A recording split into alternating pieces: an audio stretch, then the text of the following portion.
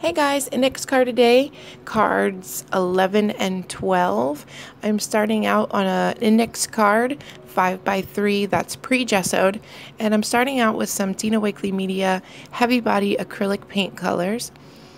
I have Peacock, I have Sky, I have Lime, Blackberry, a little bit of Marine, and some Elephant. And I'm using a Dina Wakley Media paintbrush, the one with the long handle that has the very stiff bristles, and my brush is completely dry, and I'm just going to apply my paint in that way.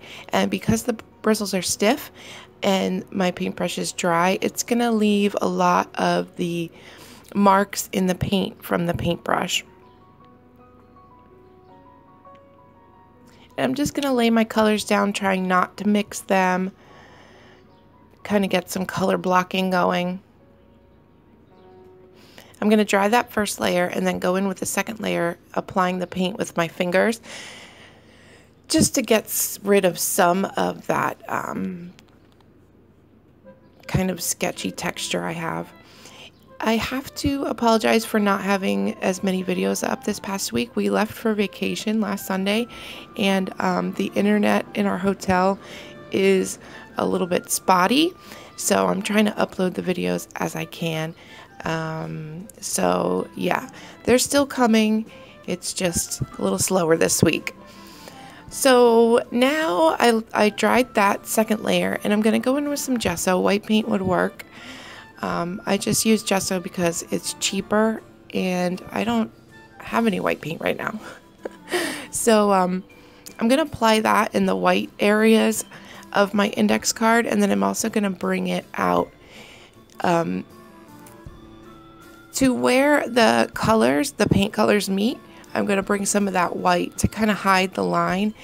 And I really like when I'm using a lot of paint colors on a background like this, I like to have some white for some white space, and then I also like to add a bit of dark, and I think it makes it look more interesting, and there's more lights and shadows, and I just personally think it looks more interesting when you add a very, very light and a pretty dark. And then while I have the extra paint, I thought I'd start another index card, because at this point I was pretty far behind. I'm actually all caught up now, but not caught up with editing, but I'm caught up with my cards. I couldn't believe it. I was like 2 weeks behind, and well, before we left on vacation, I was all caught up. So I'm just going to apply these paints with my fingers and add some white in while the paint is still dry. And back to the first card, I'm taking some Elephant, Dina Wakley Media and Elephant, and this word stencil by Dina Wakley. And I'm going to apply that all over the card.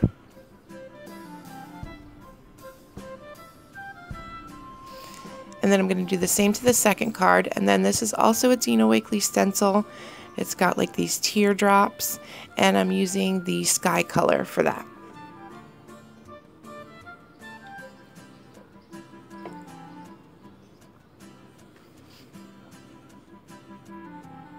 These cards came together pretty quickly, and you get a lot of interest when you add the paint colors and the stencils, and it's pretty easy. Okay, so now I have some Dina Wakley stamps, and these little faces are from the Oops Oh Well stamp set, and I'm just inking up the outside circle of my stamp because I just want those circles. I don't want the face. They're a really nice circle that you can use for a focal point if you just ink up the outside. And I'm going to do the same to the other one, although I use two different stamps. They both have, you know, the circles. And then these are the abstract figures, and the one has like scribbly faces and the other one has like scribbly words. I'm just going to stamp that with some StazOn ink on some regular like cheap cardstock, and then cut those out. And now I'm applying some washi tape to some cardstock because I want to die cut some butterflies using the Tim Holtz Butterfly Duo die. and I want to cut it out of the washi, the Dina Wakley washi, and I'm not sure which color I want to use, so I just die cut a whole bunch of different colors of the washi, and then I'm going to audition my little figures to see which one I like with which card. This is a Viva Las Vegas stamp, and it's called, or it says, She Was Courageous, and I'm just going to stamp that all around, doing like some second, third, fourth generation stamping to get lighter variations of the ink color. And then I'm also going to stamp it on some cardstock to use it for my focal image or my focal sentiment. And this one says You Are Enough, and it's from an older Dina Wakley stamp set with the faces. And I'm also going to stamp this one on a piece of cardstock for my sentiment. And then I'm going to back it on some vintage paper to make it stand out a little more.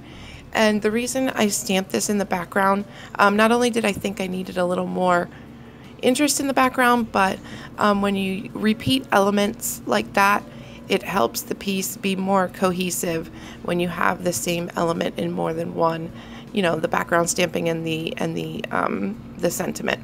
So I went in with my abstract figure with some scribble sticks in that one was magenta, just to add a little bit of color to him, because his little wings were just black and white, so I wanted him to stamp him or her. I don't know if it's a boy or girl, but anyway, so I just wanted a little color on him or her. And I put down the sentiment, and that's it for my cards for today. They came together pretty simple, and I really like them. Bright, colorful, cheery. Yeah. So thank you so much for watching. Hopefully this uploads pretty quickly, and I will see you guys hopefully tomorrow. Thanks for watching. Bye-bye.